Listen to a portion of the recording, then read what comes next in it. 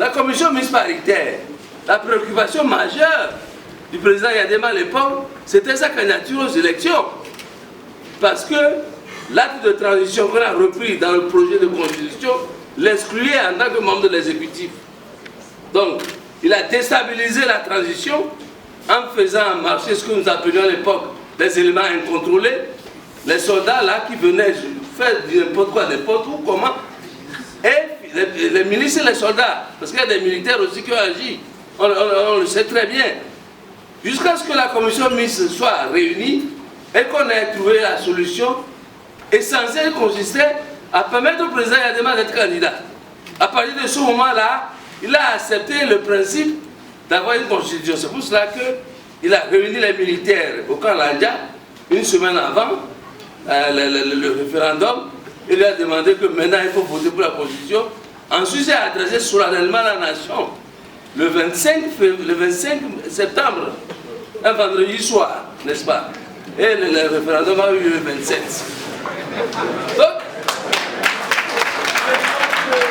Donc la préoccupation essentielle du président Yadema, ce n'était pas tout ce qu'on a listé, c'est juste un accompagnement.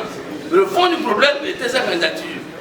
Étant entendu qu'on a maintenu ce que Kofigo savait déjà qu'il ne pouvait pas être candidat. C'est pourquoi on a changé la formule du projet, de l'avant-projet. Au lieu de dire les membres de l'exécutif, on a dit les membres du gouvernement ayant participé à la définition et la mise en œuvre de la politique pendant la transition ne peut pas être candidat, etc. C'est ça, c'est ça. Yadema était préoccupé par être réélu ou en tout cas s'arranger de manière ou d'une autre. Ensuite, la révision de 2002. C'est vrai que sur le plan principiel, c'est une révision qui a fait glisser le régime politique en l'améliorant dans les rapports entre le Premier ministre et le Président de la République. Ça mérite d'être souligné. Sauf qu'ils sont allés trop loin en enlevant au Premier ministre tout pouvoir de nomination.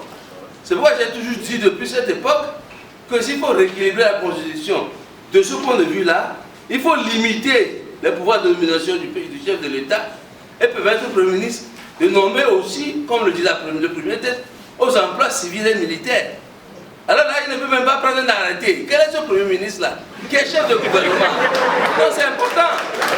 Il n'est pas un Premier ministre. Le Premier ministre togolais n'est pas comme le Premier ministre en Côte d'Ivoire ou au Sénégal. Non. Pour le chef de l'exécutif, le chef du gouvernement, en réalité, c'est le président de la République. Ici, nous avons un Premier ministre qui est chef de gouvernement. Lequel gouvernement, sous l'autorité du président de la République, détermine et conduit la politique de la nation, c'est des prérogatives très puissantes. Déterminer et conduire la politique de la nation, il dispose de la force armée et de l'administration et il dirige l'administration civile et militaire. Il dirige l'administration civile et militaire. Ici, le Premier ministre n'a même pas un cabinet militaire. Il ne peut même pas prendre un arrêté pour nommer un chef de corps quelque part. Parce qu'on considère que l'affaire militaire, c'est une affaire particulière au chef de l'État. C'est vraiment ridicule. On a réduit le Premier ministre au rôle d'accompagnateur. Vous savez, il y a les prérogatives de la Constitution, la Cour constitutionnelle. Il y a la loi qui permet de voir comment elle est saisie, comment elle travaille, et puis là son règlement. Mais il y a aussi les pouvoirs que la Cour peut prendre elle-même du fait d'être la Cour, c'est elle qui interprète la Constitution. À ce titre, lorsque nous avions le dossier Pachanya Singbe, nous avons saisi la Cour pour une argumentation solide et un droit comparé en disant que la Cour, ayant les attributions de protéger les droits fondamentaux, mais que la loi prévoyant sa saisine ne dit pas comment on peut défendre les droits fondamentaux en dehors de saisine par les autorités politiques et des députés, etc., comme vous l'avez dit, mais que la Cour n'a qu'à se saisir elle-même pour, comment dit-on ça, apprécier le dossier. Mais ils ont répondu que non, que la loi ne leur permet pas de saisir de ça. Je trouve que c'était vraiment dommage. C'était l'occasion pour la Cour de s'affirmer et de dire que c'est vrai que la loi ne nous le permet pas, mais nous avons l'opportunité. Puisque personne d'autre ne viendra nous dire. Monsieur Joly, je crois que vous avez dit l'essentiel. vraiment laisser le temps aux autres. Bon, ok, bon, je laisse le reste.